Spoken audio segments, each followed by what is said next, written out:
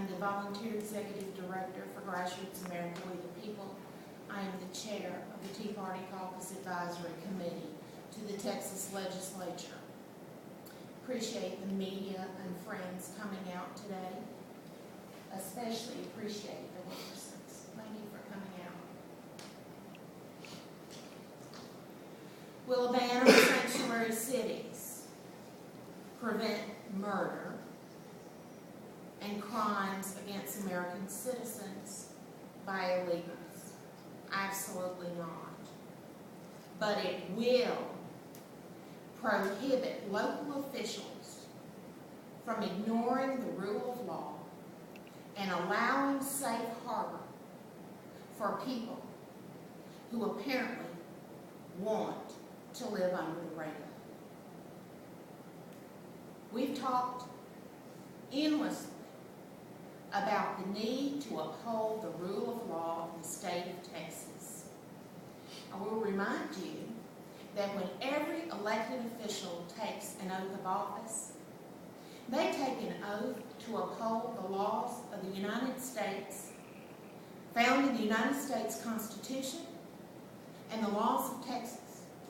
There is no fine print disclaimer at the bottom of the oath that says, except when it's inconvenient for me, when it's politically incorrect for me to uphold the law. But they take an oath to uphold the law all the time. And as a former elected official myself, I will tell you that that is something that is 24/7 for an elected official. And we find it more than a little disappointing that we seem to have so many elected officials in Texas who think that that is just not important, to uphold that oath of office. Governor Perry's book, Fed Up, he talks quite a bit about the danger to Texas and to the United States when people break the rule of law. Governor Perry has decided, apparently, that he just needs to keep pointing the finger at Washington, D.C., which absolves him of any responsibility. We get the fact that border security is a federal issue. But I will tell you this, the state constitution is very clear, and so is their oath. A state official's responsibility is to protect the life, liberty, and property of the citizens and legal residents who live in that state. Period. Now, Governor Perry, through the media, told us essentially that we needed to run along and talk to our legislators. We anticipated that would be the response we'd get because, as Mr. Manuelson said, you know, we've had several of these episodes with trying to interact with Governor Perry and Lieutenant Governor Dewhurst, Susan Combs, Speaker Strauss, and we don't hear anything back from them. We told Governor Perry on June 28th in his office that this was an issue important to the people of Texas. It was important to us as activists.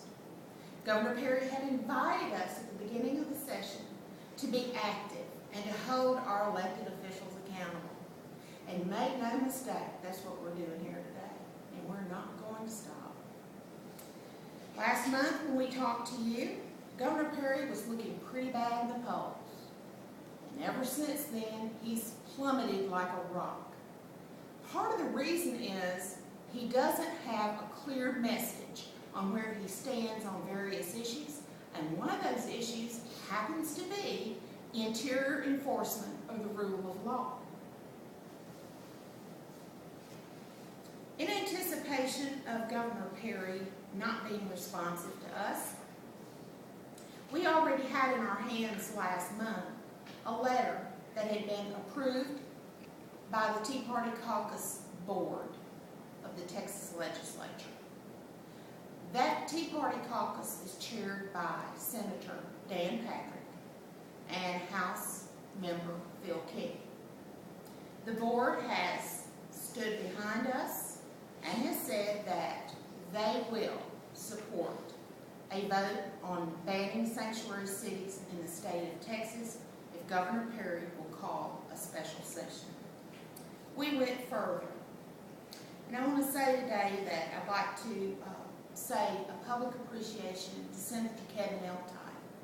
When Senator Eltite read in our hometown paper that we were having a press conference, had a press conference last month, and that we were addressing this issue, Senator Eltite reached out to me and said, I'd like to help. Well, he's helped quite a lot, because today I can tell you that we have 16 votes in the Texas Senate to pass a ban on sanctuary cities. 16 votes. That's what we need to pass the bill in a special session. Those 16 Republicans were responsive. The only three that Senator Eltite had not heard back from as of yesterday were Senators Shapiro, Harris, and Ogden. And I don't want to get into why they might not have responded. Could be out of the country, could be out of town. I don't know. The point is that during the regular session, the House passed a ban on sanctuary cities. And in the special session, the Senate passed the ban. And through political game playing, they decided not to get together to take care of it in the special session. And there's no point in blaming anybody because the buck stops with Governor Perry today. Because here's why. Governor Perry, as the chief executive officer of this state, has the authority to call a special session anytime he wants, for any item he wants, and he could do that today. Because we have House support, and because we have the votes we need in the Texas Senate, Governor Perry has no excuse. Governor Perry needs to call a second special session to take care of banning sanctuary cities in the state of Texas. And make no mistake about it, we're not giving Lieutenant Governor David Dewhurst a pass. He should be standing with us and asking Governor Perry to call a second special session. Speaker Joe Strauss should, as a leader, should be doing the same thing. Where are they?